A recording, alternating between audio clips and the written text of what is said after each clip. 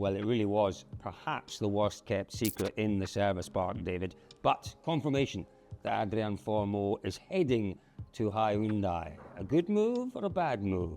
For Fourmaux, first, for Hyundai, second. It's a move. There's no doubt about that. And it's quite good, Cole, because we haven't really seen too many driver moves recently. So it's always exciting to see a driver in a new pair of overalls.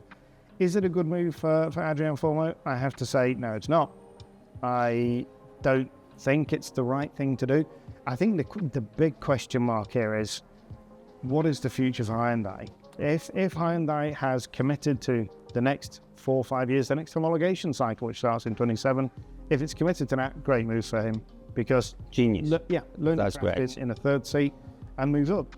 As we know, there's massive question marks over Hyundai's commitment to WRC, and it could be a single-year deal. If that's the case, totally just the wrong move. Yeah, I'm struggling with this one, really struggling with it. I can see why he wanted to move, 100% I can see why he wanted to move. And, we learn, don't we, from looking back in history. And we look back and there are drivers who have taken these gambles, made these moves, and they paid off for them. But there are others who have, taken gambles on moving between teams in the past, and it hasn't paid off. This one right now is reminding me an awful lot of Francois Duval. Yeah. An awful lot. Multi-year deal at Ford, offered on the table. Malcolm Wilson, keen to make him a world champion. He went to Citroën, really to try and just prove a point. To race Sebastian Loeb in the same machinery. Nuts. Completely nuts. Absolutely nuts. I don't think we're quite at the same level of nuttery with this one. I really don't. But it is a strange one. I spoke to Malcolm in Greece, and he was very, very sincere. He knew what he wanted to do with Adrien Fourmaux. Adrien Fourmaux was the man who they would build the car around. Now, Fourmaux had frustrations in Chile about developments on the car, and that's always going to be an issue with M Sport. But you get over that frustration and you look to the fact that Malcolm Wilson is saying to you, I will do all I can to make you a world champion. And you turn that down for a 1-year potential deal at Hyundai, where you know what you're going to be. And that's the point, isn't it? That he will be, as you would say, cannon fodder, because there's no way he's not going to be immediately up to the pace of Tänak or Thierry. He's going to be the point scorer. He's going to be the one that's told every single event, you do not put this car off. And even if he could race Tänak and Thierry, which he can't, he's not going to be thanked for it. Because you're putting a risk on everything, you're jeopardising points for the team. I agree with you entirely, and I'm getting quite frustrated just thinking about it all, because there is no question that it's easy for us to sit here and say, Francois Duval, probably one of the biggest contractual mistakes in the history of the WRC. He's doing exactly the same, and Duval just disappeared into obscurity. But Fourmaux's an intelligent young man. Everything we are saying here, he knows.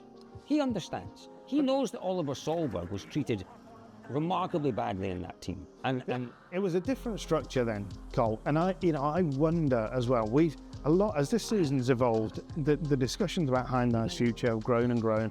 And it does look difficult for the future for Hyundai.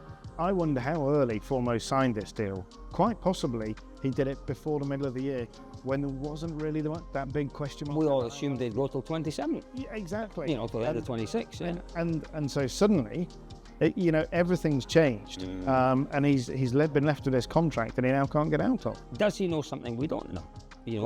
Has he been? He knows lots of things we don't. He does, no question about that.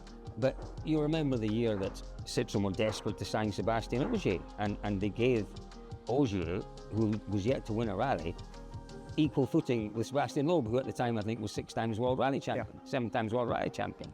Has Fourmaux been told, look, you are the number 3 driver, but there'll be no team orders next year? No. You don't think so? No. Not when a team like Hyundai has set so much store in running team orders and in the way that the whole operation works. No, it makes no sense. And for me, I don't think it even makes sense for Hyundai, because I think firmly believes that they could have put Mikkelsen in there, they could have put a more experienced driver in there and bought them some more points. So it's big news. It's kind of news that we expected. We saw this one, it was a little bit telegraphed. But yeah, it's going to be another exciting element to next season. And then the knock-on question from all of this, I suppose, is what does M Sport do? Yeah. You know, it leaves them in a terrible predicament for next year. You know, who have they got? We don't know what the future is for Munster. No.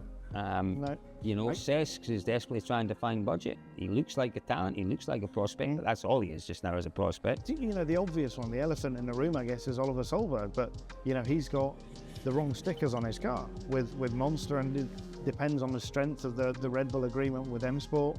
I tell you what, Colin, there's only one place I would say. I'd tune to dirtfish.com for all of the inside track on what's coming in the next couple of weeks. Might be a podcast in this one, David. There might be.